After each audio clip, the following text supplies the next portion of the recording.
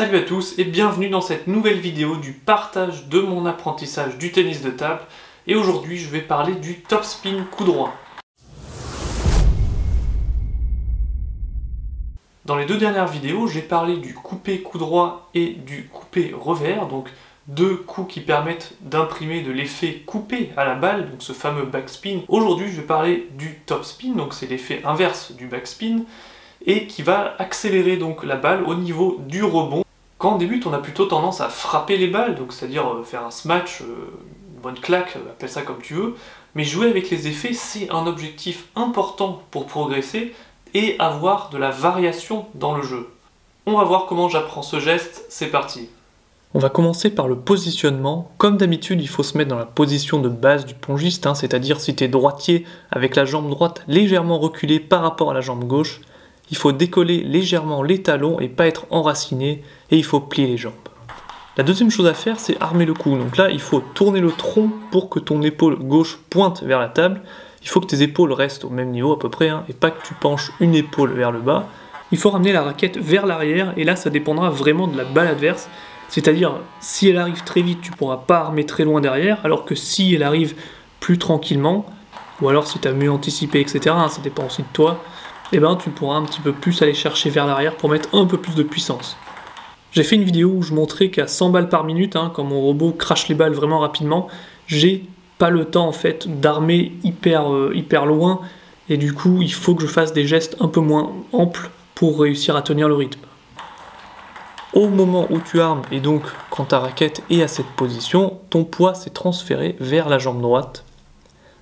Ensuite, pour le coup en lui-même, il faut taper la balle quand elle arrive au sommet de sa trajectoire, et à ce moment-là, ton poids se transfère de la jambe droite à la jambe gauche. Je touche la balle du coup à cet endroit-là. Il faut s'aider donc du bras et de l'avant-bras pour faire une accélération au moment où tu touches la balle. On dit qu'on passe par-dessus, et c'est ça qui mettra l'effet topspin. Par rapport à une frappe, une claque, on appelle ça comme tu veux, tu devras sentir pour le top coup droit que la balle reste un petit peu plus longtemps sur ton revêtement. En gros, tu frottes la balle et ça se sentira par rapport à une frappe. Maintenant, je vais parler de mes difficultés pour faire ce geste. Et la première difficulté, c'est se replacer. Donc là, si tu prends trop d'élan ou si t'es pas assez gainé et que du coup, après avoir fait ton geste, t'es un peu déséquilibré, t'es mal positionné, et ben, tu seras peut-être trop lent pour te replacer et faire le coup suivant. Donc le replacement, c'est quelque chose qui est relativement difficile. Deuxième difficulté, le poignet. Donc j'ai l'impression que dans chaque vidéo, je dis que le poignet c'est une difficulté. Mais pour le topspin coup droit, c'est pareil. Le poignet permet d'ajouter un petit peu plus d'effet topspin apparemment. Et ça, c'est assez difficile à faire. Surtout que quand on commence, quand on est un joueur de bas niveau, on se pose aussi beaucoup de questions sur la prise de raquette. Est-ce que du coup je fais une prise qui est plus optimisée revers, ou est-ce qu'en coup droit? Donc voilà, il y a beaucoup de questions que les joueurs de bas niveau se posent, c'est normal. Par exemple l'utilisation de l'index aussi derrière pour le coup droit. Comment utiliser l'index pour avoir un petit peu plus d'effet en combinaison du coup avec ce geste du poignet.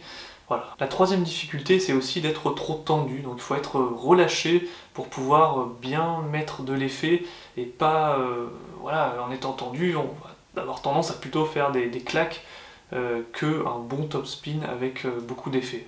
La quatrième difficulté, c'est mal adapter son geste selon la balle qui arrive.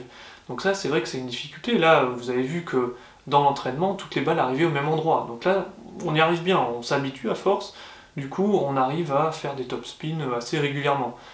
Par contre, si la balle est un petit peu plus à gauche, un peu plus à droite ou un peu plus basse, etc., et bien là, ça devient tout de suite beaucoup plus difficile parce qu'il faut adapter son geste, prendre peut-être un peu moins d'élan ou se positionner, etc.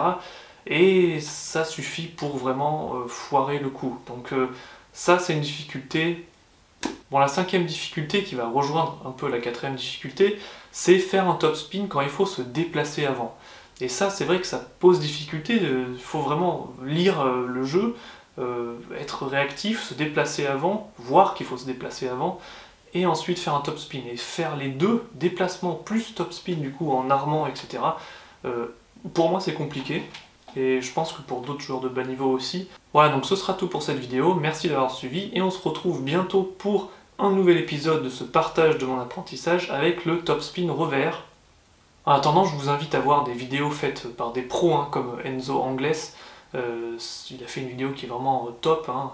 Un petit jeu de mots avec Topspin, non pas ouf. Mais en tout cas, voilà, je vous invite à voir des vidéos de pros. Bon, moi, mon objectif, c'est clairement, et ma devise, c'est du coup que peu importe son niveau, on peut être passionné et se faire plaisir. Et du coup, bon, il y en a peut-être qui me comprendront et qui ont le même niveau que moi à peu près, et qui pensent la même chose. Mais en tout cas, voilà, faut se faire plaisir. Et on se retrouve bientôt pour une nouvelle vidéo. En attendant, portez-vous bien et à la prochaine.